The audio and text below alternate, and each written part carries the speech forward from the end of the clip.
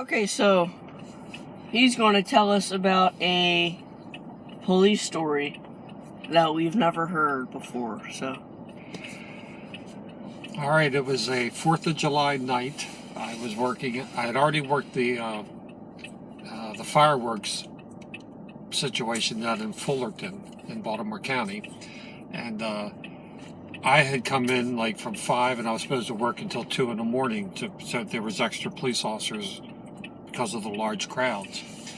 So when things calmed down a little bit, I went back into service, and they gave me a call of it just came out of 2 people yelling, possibly a fight. And at first, I was the only unit that they gave me the call, and I acknowledged, but everybody else was heading back to the precinct because it was the end of their shift. Well, luckily, one other officer, even though he was, on his own there in essence, he said, I'll back him up. So I drove down, and I noticed behind me, I saw the lights. So luckily, I saw there's another police officer. And where they gave us a call, we didn't see anything, so I wound my window down. I couldn't hear anything. And I drove about it was a community, and I drove another 2 blocks down the road, and all of a sudden I heard 2 men yelling and a lot of noise. So I said, hold me out. And when me and the other officer got out of our cars, there were 2 men fist fighting in the front yard. I mean, they were going kicking and fist fighting, almost like watching a karate type show, except for they were just literally kicking. And so I jumped out of the patrol car to stop. I had to stop them from fighting. And I grabbed my guy. And Officer Bob, the other guy, grabbed the other guy. And as soon as we grabbed them, they started fighting us. My guy took a swing at me, went to hit me, the other. So I took him down to the ground. And I saw Bob, he had his guy down on the ground. And at this point in time, I had his arm. And I put a handcuff on his arm. And when I pulled his arm back behind him, I noticed that he only had his arm had been what's that word when you're amputated arm, and he only had an arm from here to here. Well, he was wearing shorts only, a pair of shorts with no belt. So now I have I have handcuffs in my hand. I can't handcuff him. I can't handcuff him even to a belt or something. So I have him on the ground, and this woman comes out the front door with a German Shepherd, holding it by a short leash, and she's yelling at me to let her husband go. And I just ignored her, and then she came closer, and then while I'm holding her husband down, and he's fighting me, he's kicking, he's fighting, she brought the dog right up to my face, and like maybe within a foot of my face, and the dog was barking real loud, and she goes, let my husband go, or I'll let my dog go. And I said, lady, if you let your dog go, I'll kill it, and I'll kill you. That's how mad I was. So she's just sitting there holding it, and she's trying to hold it back, and he's trying to get me.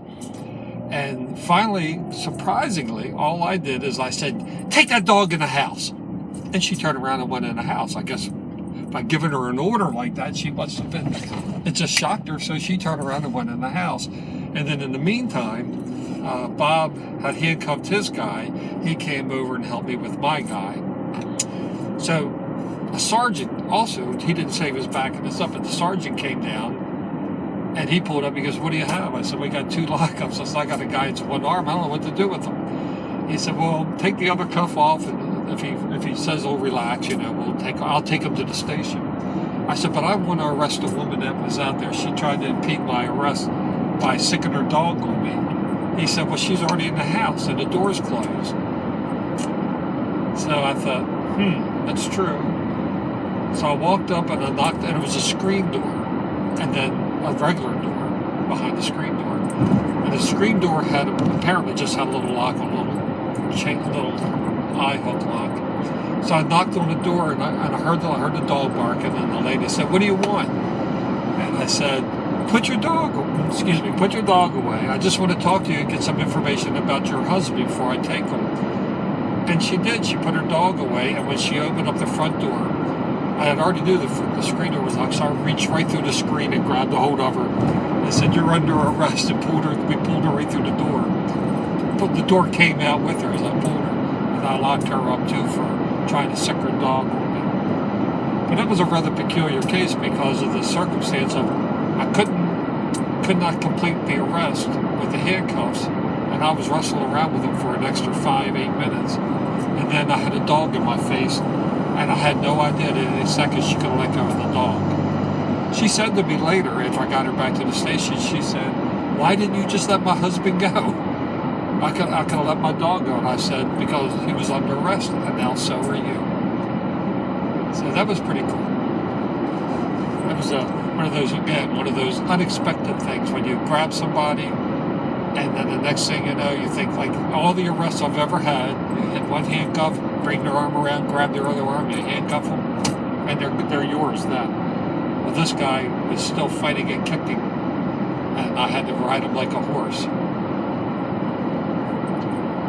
So there's one of my peculiar stories, memorable stories.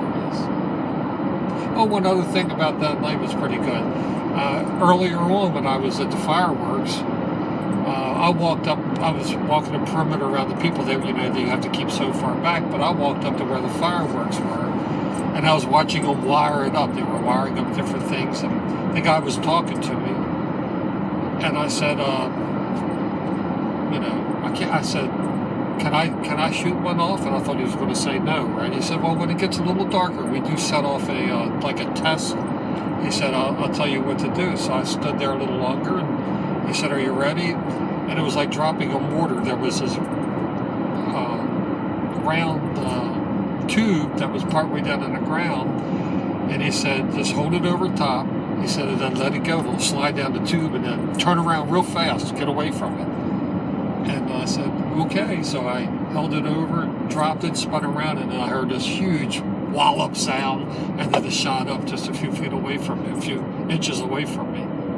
I thought that was pretty cool, too. That was a great night for a police officer to be able to set off a huge, and then it went up and it was just one of those ones that gave a big bang off when I went up. And that was a way to just make sure everything was working. Cool. Yep. I didn't know you drop it and then it comes right back up. Yeah, that was the ones I had.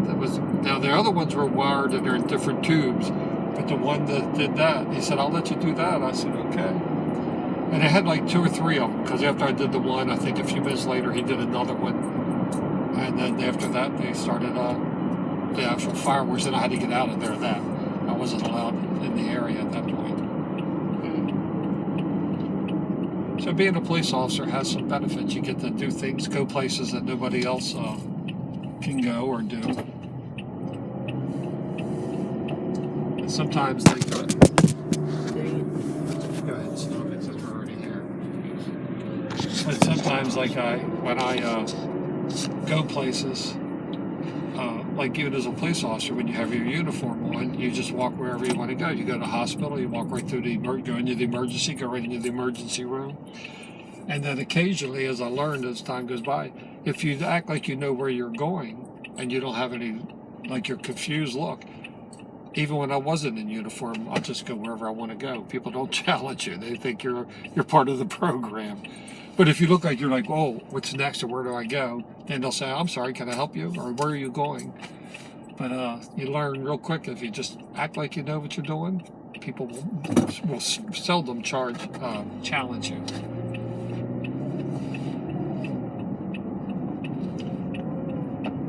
And now we're at Planet Fitness.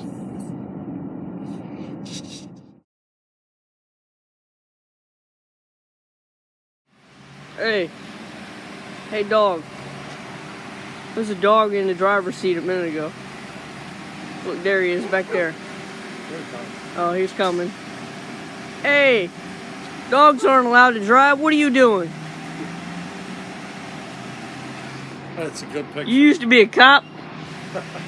Let me see your driver's license.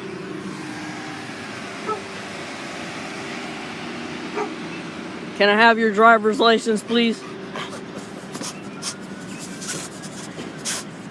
That is so funny. So we were talking about the universe, the edge of the universe, how it moves faster than light, and so we can't see it. Well, that's a theory, right? That's a new one for me, even. That Yeah. they're theorizing that the edge is now going faster than light. Yeah, and it's speeding up too. Right. It's always speeding up exponentially. So the question that I'm asking is, what is it speeding into? The multiverse. Which means there's another universe out there that it's moving into. There's different levels of it, but what's beyond even the multiverses? The metaverse. Yeah, well, what is that? Something that holds the multiverses. And then that's something that I've heard, some theory on the internet, and then what holds the metaverses is something called the Xenoverse, and then what holds the Xenoverse is something called the Omniverse, and then that's it.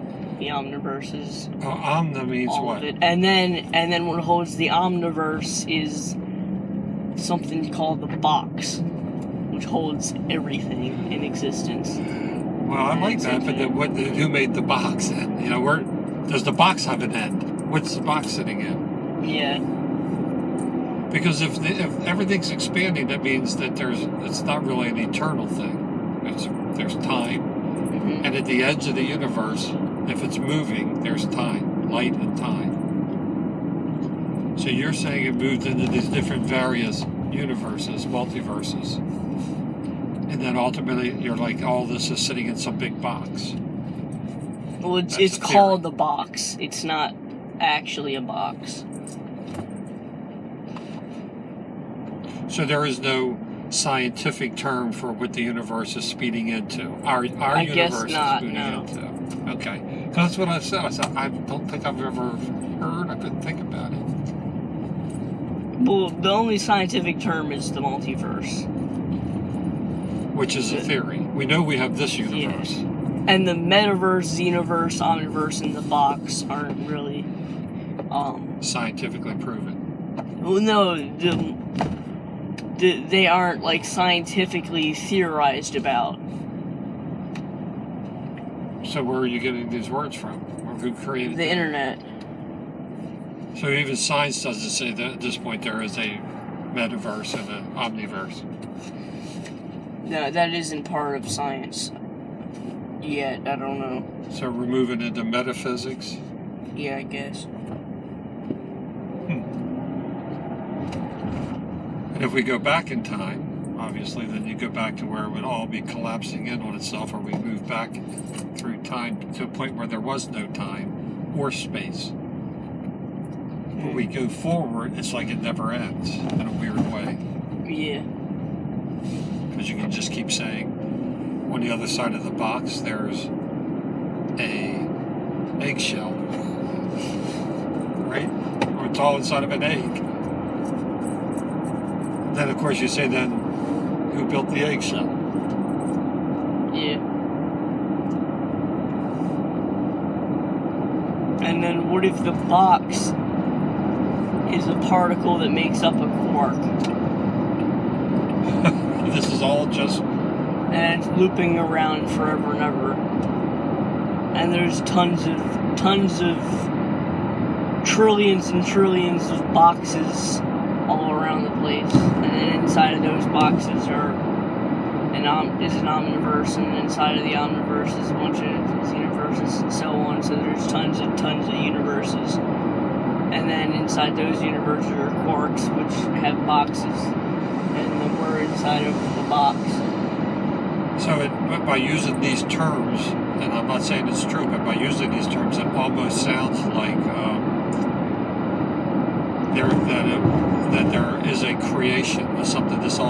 Something intelligent has all this happening within happening. Mm-hmm.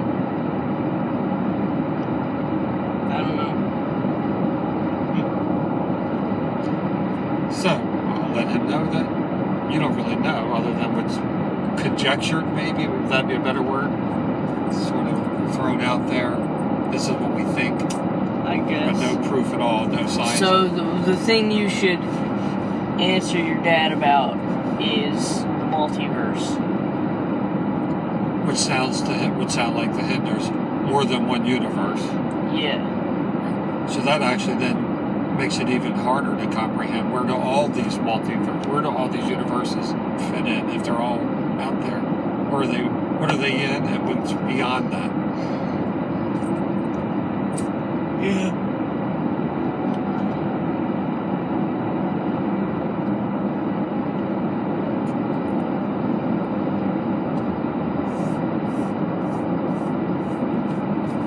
When I was young, they said every little speck we saw in the sky was a star. And now we found out, as I got older, that most of them, a lot of them, are actually galaxies. They just look like a little speck of light, but when now they're looking deep, you can see there's a whole lot of lights in that little speck of light, a bunch of stars.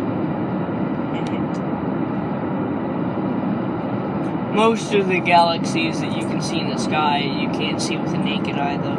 Right. You have to use a telescope because they're so far away. And even since they're so far away, you see, the reason we think that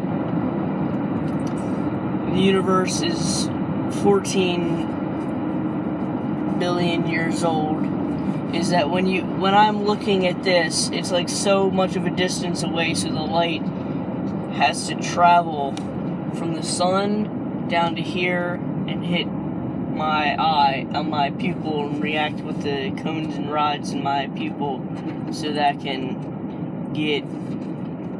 send to my brain to see what I saw. And when the sun comes down, you're seeing the sun. When you look at the sun, you're seeing that 8 minutes away because it takes 8 minutes for the light to travel. So where we actually see it, that's not where it actually is. And it's already moved 8 minutes beyond where I'm actually looking at it. So the sun, if it disappeared right now, we wouldn't know it until 8 minutes. And gravity moves at the speed of light too. So we wouldn't know until 8 minutes, and then we would just... Well, when we're looking at it if we have science looking up at the sun, even when they're looking at it, they're still 8 minutes behind. Yep. So if there's an explosion, it would be 8 minutes later that they'll even detect it. Yeah. Gotcha. So if the sun disappears, even if you look at it through a telescope, because telescope just magnifies everything, it doesn't look forward. Oh yeah. And since we're getting a telescope and we're looking out into galaxies that are like trillions of light years away, that's going to be trillions of years in the past that we're looking at it. So we can see how galaxies form, because when we see that far away, the light takes that long to travel to Earth that we're seeing the first light from that galaxy, and we can see how the galaxy is forming and get to know stuff about our galaxy. But actually, some of those galaxies may already be gone. Yeah. But a galaxy really can't, explode or anything. Right. Or have fallen apart or crashed into other ones, but we haven't seen that yet because it hasn't got to us. So if... Andromeda is going to collide with the Milky Way in 2 billion years or something. Andromeda is going to collide with the Milky Way. But the stars and planets are so far apart that it's 1 in a billion chance that stars will start colliding.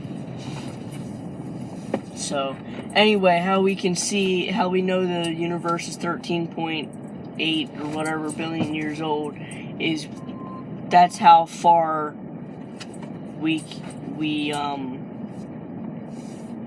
that's how far we see, or that's how our minds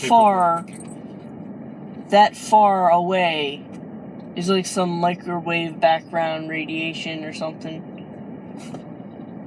I don't know. I forget about that. Okay, well, let's go back to when you were saying about looking through a telescope. So a person looking through the telescope at the sun, the moment he sees it go black, it'll be black here too. Because, as you said, there's no space. You won't see it ahead of time. There's no way you can look ahead. So that he'll see it go dunk, and it'll be black here too. Yeah, because the light here is just that far away from... No, the light here is the same as the light there, as the light at the sun. Because when you look at the sun, the light that you see with the sun is the same as the light right here. Because... I don't know where the sun is. Oh, it's over there. So, when I look at the sun... That's the light that's hitting my eye right here. Right. And then, so... Once that light goes out, everything else is going to go up because it's at the same level. Because the light is hitting your eye down here. So if somehow the sun was to blink out, would there still be light waves heading our way for 8 minutes? Yeah. So then it would take 8 minutes for us to realize it went out. Yeah. Gotcha. So if you're looking through, all you're looking at is a magnified sun, same thing. Yeah. By the time you realize that those 8 minutes are already over, took 8 minutes and then dark, and then it's dark here. Yeah, at the same time, because the light you see at the sun is here because it's touching your eye. Right.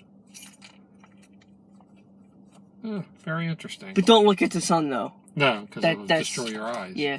Yeah. Because it's so bright. And the cool thing about the sun is it emits all 3 levels of ultraviolet radiation.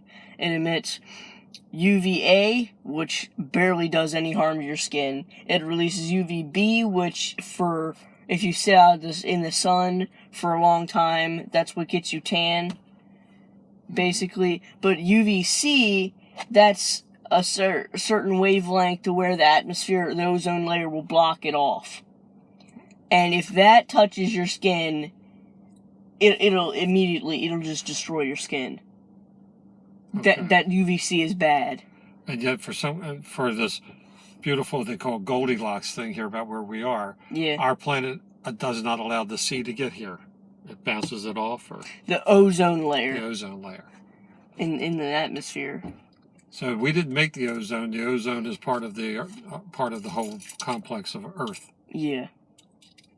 The most we could do is... It's a layer in the atmosphere. We add to it or sometimes take away from the ozone. Yeah, there's something like hairspray takes away from the ozone layer, something I've heard. Yeah, when I was younger, that's why you don't have the hairspray. It used to be in cans, and it would put out stuff, and then they realized... It still is in cans, hairspray. Well, whatever it was that was in there, I can't think of the name of it. It was a certain chemical. Yeah, it was a certain thing that they found actually then went up in the air and then helped destroy part of the ozone. All right. All right, let's go exercise. Yeah.